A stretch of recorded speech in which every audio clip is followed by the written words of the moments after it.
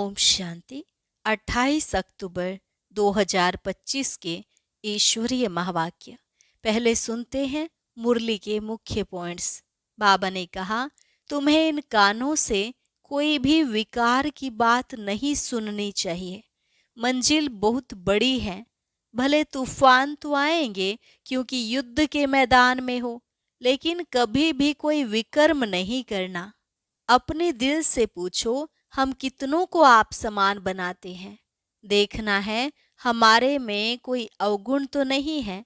बाबा ने कहा, जिनमें दैवी गुण होंगे वही इस रूहानी सर्विस में लगे हुए होंगे, बाकी तो माया की बीमारी में फंसे रहते हैं।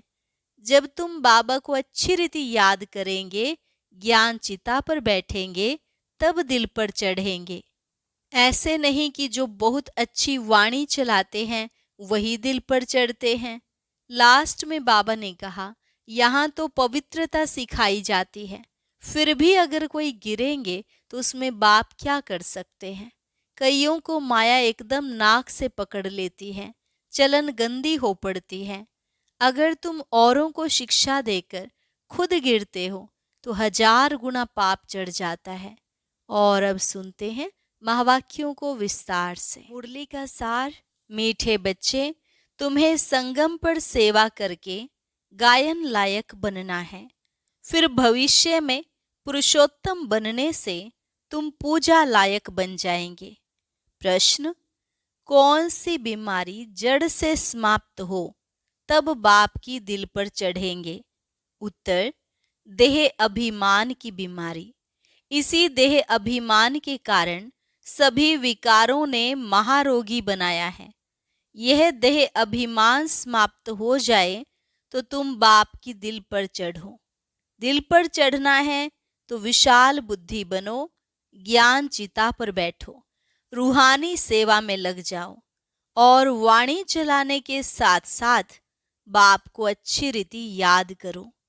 गीत, जाग सजनिया जाग, नवयुग आया रे। ओम शांति। मीठे मीठे रूहानी बच्चों ने गीत सुना। रूहानी बाप ने इस साधारण पुराने तन द्वारा मुख से कहा।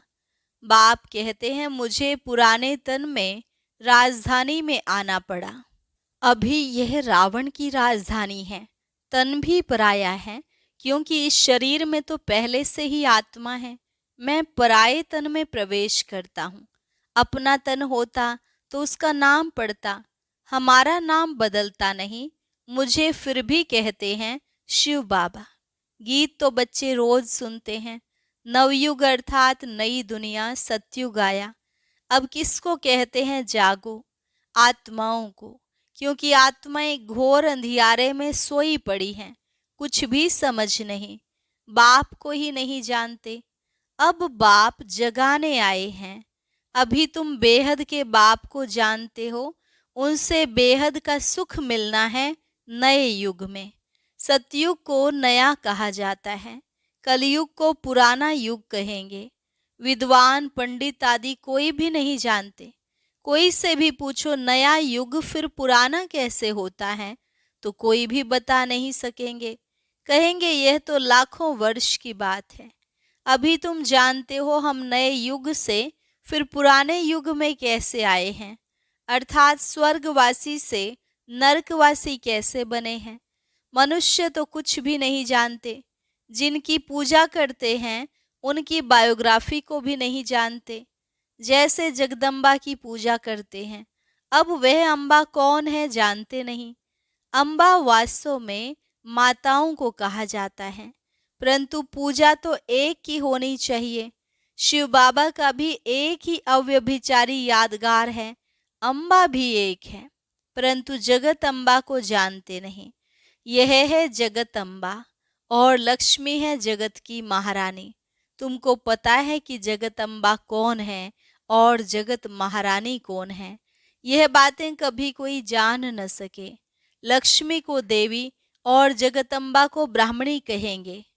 ब्राह्मण संगम पर ही होते हैं। इस संगम युग को कोई नहीं जानते।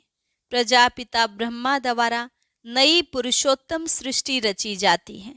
पुरुषोत्तम तुमको वहां देखने में आएंगे।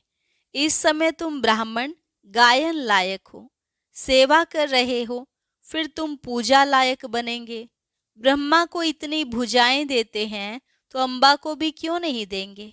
उनके भी तो सब बच्चे हैं ना। माँ बाप ही प्रजापिता बनते हैं, बच्चों को प्रजापिता नहीं कहेंगे। लक्ष्मी नारायण को कभी सतयुग में जगत पिता जगत माता नहीं कहेंगे, प्रजापिता का नाम बाला है। जगत पिता और जगत माता एक ही हैं, बाकी हैं उनके बच्चे। अजमेर में प्रजापिता ब्रह्मा के मंदिर में जाएंगे तो कहेंगे बाबा, क्योंकि है ही प्रजापिता।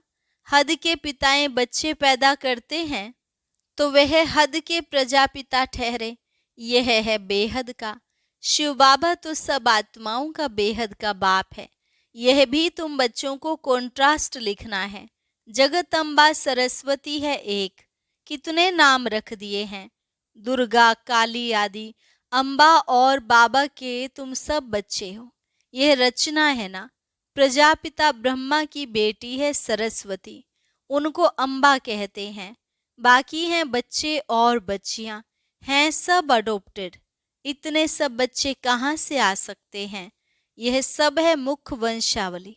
मुख से स्त्री को क्रिएट किया तो रचता हो गया। कहते हैं यह मेरी है, मैंने इनसे बच्चे पैदा किए हैं। यह सब है अडोप्शन।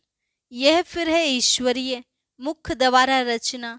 आत्माएं तो हैं ही, उनको अडोप्ट नहीं किया जाता। बाप कहते हैं तुम आत्माएं सदैव मेरे बच्चे हो। फिर अभी मैं आकर प्रजापिता ब्रह्मा द्वारा बच्चों को अडोप्ट करता हूँ। बच्चों आत्माओं को नहीं अडोप्ट करते, बच्चे और बच्चियों को करते हैं। यह भी बड़ी सूक्ष्म समझने की बातें हैं। इन बातों को समझने से तुम यह लक्ष्मी नारायण बनते हो। कैसे बने यह हम समझा सकते हैं। क्या ऐसे कर्म किए जो यह विश्व के मालिक बने? तुम प्रदर्शनी आदि में भी पूछ सकते हो। तुमको मालूम है इन्होंने यह स्वर्ग की राजधानी कैसे ली? तुम्हारे में भी यथार्थ रीति हर कोई नहीं समझा सकते। जिनमें दैवी गुण होंगे, इस रूहानी सर्विस में लगे हुए होंगे, वह समझा सकते हैं। बाकी तो माया की बीमारी में फंसे रहते हैं। अनेक प्रकार के रोग हैं। देह अभिमान का भी रोग है। इन विकारों ने ही तुमको रोगी बनाया है। बाप कहते मैं तुमको पवित्र देवता बनाता हूँ। तुम सर्वगुण संपन्न पवित्र थे, अभी पतित बन गए हो। बेहद का बाप ऐसे कहेंगे। इसमें निंदा की बात नहीं, यह समझाने की बात है। भारतवासियों को बेहद का बाप कहते हैं। मैं यहाँ भारत में आता हूँ। भारत की महिमा तो अपरंपार है। यहाँ आकर नर्क को स्वर्ग बनाते हैं, सबको शांति देते हैं। तो ऐसे बाप की भी महिमा अपरंपार है, पारावार नहीं। जगदम्बा और उनकी महिमा को कोई भी नहीं जानते। इनका भी तुम कॉन्ट्रास्ट बता सकते हो। यह जगदम्बा की बायोग्राफी, यह लक्ष्मी की बायोग्राफी। वही जगदम्बा फिर लक्ष्मी बनती है, फिर लक्ष्मी 184 जन्मों के बाद जगदम्बा होगी। चित्र भी अलग अलग रखने चाहिए। दिखाते हैं लक्ष्मी को कलश मिला, परंतु लक्ष्मी फिर संगम पर कहाँ से आई? वह तो सतयुग में हुई है। ये सब बातें बाप समझाते हैं। चित्र बनाने के ऊपर जो मुकर्रर हैं, उनको विचार सागर मंथन करना चाहिए, तो फिर समझाना सहज होगा। इतनी विशाल बुद्धि चाहिए, तब दिल पर चढ़े। जब बाबा को अच्छी रीति याद करेंगे, ज्ञान चिता पर बैठेंगे, तब दिल पर चढ़ेंगे। ऐसे नहीं कि जो बहुत अच्छी वाणी चलाते हैं वह दिल पर चढ़ते हैं, नहीं। बाप कहते हैं दिल पर अंत में चढ़ेंगे। नंबरवार पुरुषार्थ अनुसार जब देह अभिमान खत्म हो जाएगा। बाप ने समझाया है, ब्रह्म ज्ञानी ब्रह्म में लीन होने की मेहनत करते हैं, परंतु ऐसे कोई लीन हो नहीं सकता। बाकी मेहनत करते हैं, उत्तम पद पाते हैं। ऐसे ऐसे महात्मा बनते हैं जो उनको प्लेटिनियम में वजन करते हैं, क्योंकि ब्रह्म में लीन होने की मेहनत तो करते हैं ना, तो मेहनत का भी फल मिलता है। बाकी मुक्ति, जीवन मुक्ति नहीं मिल सकती। तुम बच्चे जानते हो, अब यह पुरानी दुनिया गई की गई। इतने बॉम्ब्स बनाए हैं, रखने के लिए थोड़े ही बनाए हैं। तुम जानते हो पुरानी दुनिया के विनाश के लिए यह बॉम्ब्स काम आएंगे। अनेक प्रकार के बॉम्ब्स हैं। बाप ज्ञान और योग सिखलाते हैं, फिर राज राजेश्वर डबल सिरताज देवी देवता बनेंगे। कौन सा ऊंच पद है? ब्राह्मण चोटी है ऊपर में, चोटी सबसे ऊपर है। अभी तुम बच्चों को पतित से पावन बनाने बाप आए हैं, फिर तुम भी पतित पावनी बनते हो। यह नशा है। हम सब को पावन बनाए राज राजेश्वर बना रहे हैं। नशा हो तो बहुत खुशी में रहे। अपने दिल से पूछो, हम कितने को आप समान बनाते हैं? प्रजापिता ब्रह्मा और जगत अम्बा दोनों एक जैसे हैं। ब्राह्मणों की रचना रचते हैं। शूद्र से ब्राह्मण बनने की युक्ति बाप ही बताते हैं। यह कोई शास्त्रों में नहीं है, यह है भी गीता का युग। महाभारत लड़ाई भी बरोबर हुई थी। राजयोग एक को सिखाया होगा क्या? मनुष्यों की बुद्धि में फिर अर्जुन और कृष्ण ही हैं। यहाँ तो ढेर पढ़ते हैं, बैठे भी देखो कैसे साधारण हो। छोटे बच्चे अल्फ बे पढ़ते हैं ना, तुम बैठे हो, तुमको भी अल्फ बे पढ़ा रहे हैं। अल्फ और बे, यह है वर्षा। बाप कहते मुझे याद करो तो तुम विश्व के मालिक बनेंगे। कोई भी आसुरी काम नहीं करना है, दैवी गुण धारण करने हैं। देखना है हमारे में कोई अवगुण तो नहीं है। मुझ निर्गुण हारे में कोई गुण नहीं। अभी निर्गुण आश्रम भी है, परंतु अर्थ कुछ भी नहीं। निर्गुण अर्थात मेरे में कोई गुण नहीं। अब गुणवान बनाना तो बाप का ही काम है।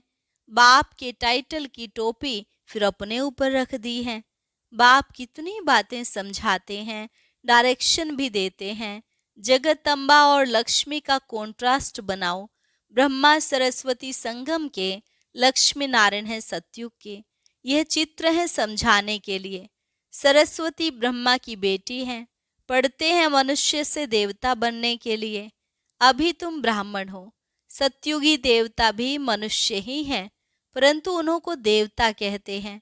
मनुष्य कहने से जैसे उनकी इंसल्ट हो जाती है, इसलिए देवी देवता व भगवान भगवती कह देते हैं। अगर राजा रानी को भगवान भगवती कहें तो फिर प्रजा को भी कहना पड़े, इसलिए देवी देवता कहा जाता है। त्रिमूर्ति का चित्र भी है। सतयुग में इतने थोड़े मनुष्य, कलयुग में इतने बहुत मनुष्य हैं, वे कैसे समझाएं? इसके लिए फिर गोला भी जरूर चाहिए। प्रदर्शनी में इतने सबको बुलाते हैं, कस्टम कलेक्टर को तो कभी कोई ने निमंत्रण नहीं दिया है। तो ऐसे ऐसे विचार चलाने पड़े, इसमें बड़ी विशाल बुद्धि चाहिए। बाप का तो रिगार्ड रखना चाहिए।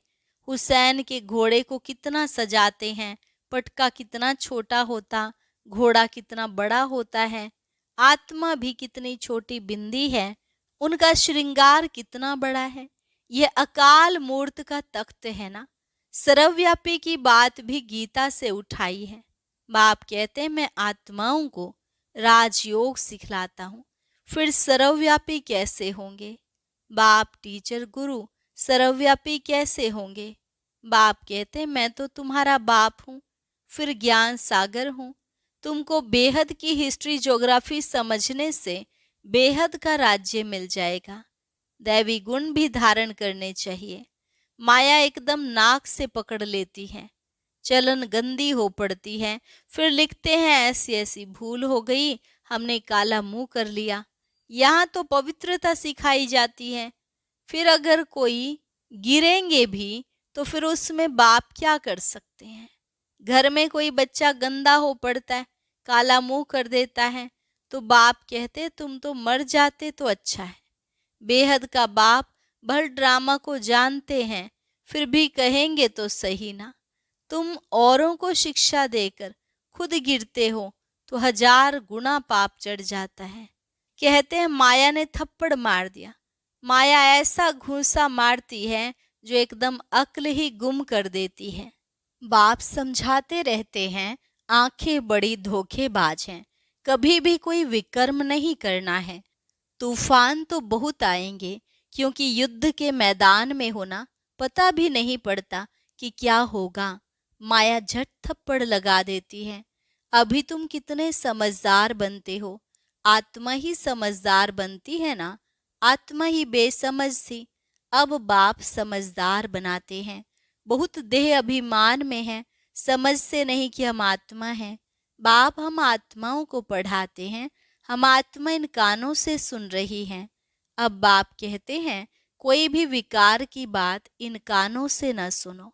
बाप तुम्हें विश्व का मालिक बनाते हैं। मंजिल बहुत बड़ी है। मौत जब नजदीक आएगा तो फिर तुमको डर लगेगा। मनुष्यों को मरने के समय भी मित्र संबंधी आदि कहते हैं ना, भगवान को याद करो, या कोई अपने गुरु आदि को याद करेंगे। देहधारी को याद करना सिखलाते हैं। बाप तो कहते हैं माँ में कम याद करो। यह तो तुम बच्चों की बुद्धि में है। बाप फरमान करते हैं माँ में कम याद करो। देहधारियों को याद नहीं करना है। माँ बाप भी देहधारी है ना। मैं तो विचित्र हूँ, विदेही हूँ, इसमें बैठ तुमको ज्ञान देता हूँ। तुम अभी ज्ञान और योग सीखते हो। तुम कहते हो ज्ञान सागर बाप द्वारा हम ज्ञान सीख रहे हैं राज राजेश्वरी बनने के लिए। ज्ञान सागर ज्ञान भी सिखलाते हैं, राजयोग भी सिखलाते हैं। अच्छा, मीठे मीठे सिकिलधे बच्चों प्रति माता पिता बाप दादा का याद प्यार और गुड मॉर्निंग। रूहानी बाप की रूहानी बच्चों को नमस्ते। रूहानी बच्चों की रूहानी बाप दादा को नमस्ते नमस्ते, गुड मॉर्निंग। शुक्रिया बाबा, शुक्रिया। धारणा के लिए मुख्य सार, समझदार बन माया के तूफानों से कभी हार नहीं खाना है। आंखें धोखा देती हैं, इसलिए अपनी संभाल करनी है। कोई भी विकारी बातें इन कानों से नहीं सुननी है। अपने दिल से पूछना है कि हम कितनों को आप समान बनाते हैं। मास्टर पतित पावनी बन सबको पावन राज राजेश्वर बनाने की सेवा कर रहे हैं। हमारे में कोई अवगुण तो नहीं है। दैवी गुण कहाँ तक धारण किए हैं। वरदान, हर संकल्प व कर्म को श्रेष्ठ और सफल बनाने वाले ज्ञान स्वरूप समझदार भव। हर संकल्प व कर्म को श्रेष्ठ और सफल बनाने वाले ज्ञान स्वरूप समझदार भव। जो ज्ञान स्वरूप समझदार बनकर कोई भी संकल्प व कर्म करते हैं वे सफलता मूर्त बनते हैं। इसी का यादगार भक्ति मार्ग में कार्य प्रारंभ करते समय स्वास्तिका निकालते हैं व गणेश को नमन करते हैं। यह स्वास्तिका स्वस्थिति में सिद्ध होने और गणेश नॉलेजफुल स्थिति का सूचक है। आप बच्चे जब स्वयं नॉलेजफुल बन हर संकल्प व कर्म करते हो तो सहज सफलता का अनुभव होता है।